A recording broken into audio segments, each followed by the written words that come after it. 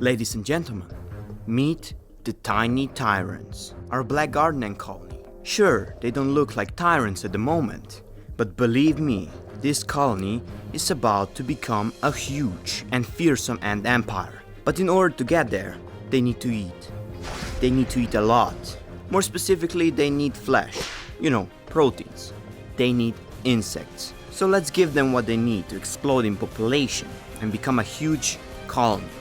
Let's feed them. They don't know it yet, but today is a very big day for these black garden ants. It's time to show their aggression in hunting. Well, they're still noobs, so feeding them actual live food is a bad idea, but they will get loads of proteins today. I can see that the colony is slowly gaining confidence. Last week the colony had only 6 workers and a queen, but look at them today. That's a lot of workers and brood. If we want to ensure that the queen will continue to lay eggs and that eggs will develop properly, they'll need to get proteins. But before they can actually get their meal, we'll need to attach an entirely new component to their current setup. You see, currently these ants are kept in this test tube that resembles a chamber the queen would build underground. But now it's time for the first scouts to leave the chamber and wander into the world, where they'll hopefully find and kill food and bring it back to their Royal Highness. So I prepared this plastic container. We ant keepers call it an outworld. This is where their food will be placed. So let's attach the container. Here we go. Done. Now let's place the food. Today on the menu is a fly. Interestingly, the workers weren't very enthusiastic about going out into the world yet, but it was crucial that they do because the queen was clearly starving at this point. I was actually surprised that no ant dared to step on the uncharted territory. After 20 minutes, finally, the first scout dared to enter the new territory.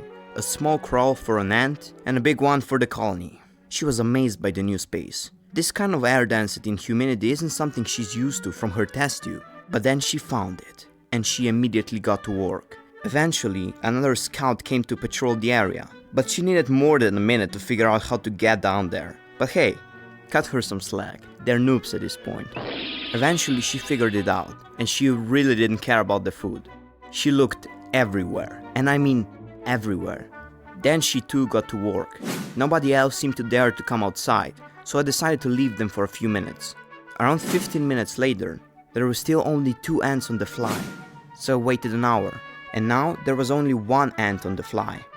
But why? They needed proteins, so I waited and waited and waited. I even checked on them at night, and there was always exactly 1 ant consuming the fly. I just didn't get it. Why? Why don't they like my fly? I knew that the fly is fine. If 1 ant thought that the fly was fine, then the whole colony should go straight to work. But no, the chamber was empty. There was only a fly and 1 very brave ant in the middle. So I tried multiple things. First, I increased the temperature. You see, ants are cold-blooded, so increasing the temperature should help. And indeed, the colony became a little more active. But there was still exactly 1 ant on the fly. So I tried adding something I knew most ant species love, a piece of sausage. But no interest in that either. So I tried moving the fly closer to the test tube. Still nothing. I knew that the colony needed proteins, so I placed the fly directly in the test tube. And then I finally understood what's happening. I placed the fly in, and immediately an ant spotted it.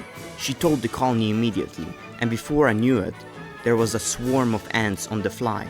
Well, as big of a swarm as an ant colony with 20 workers can create. So that was it. They were just shy. A real facepalm moment for me. After all these years of ant keeping, it didn't occur to me that they're just a little scared. You see, black garden ant is a very dominant species. They're very aggressive, like fire ants, so I didn't expect that. Anyway, the fly was a hit. Ants loved it. They drank gut juice and distributed it to the whole colony. The larvae were fed, and so was the queen. Mission success. Even hours later, when the fly didn't have any fluids inside, the ants still chopped off the hard parts of the meat. I told you they love this stuff. But now finally, the queen can start with the next phase of her plan. Stop preserving energy and start laying eggs as fast as you can. It's safe to say that many eggs are on the way. I can't wait for the next step. Now it's time to attach a real formicarium, either a pre-made one or actual soil in which they can dig. Tell me in the comments which you'd prefer, but let's wait at least a little longer. We just learned an important lesson: don't rush things. So the tiny tyrants are actually not that big of tyrants. It turns out they're quite shy, at least for now.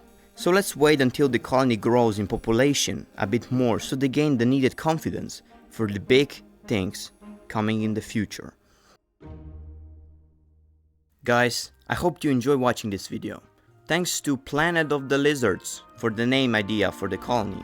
And don't forget to let me know if you'd rather allow ants to dig or have a pre-made formicarium for their home. They'll soon need something bigger than the test tube. And yes, see you next time.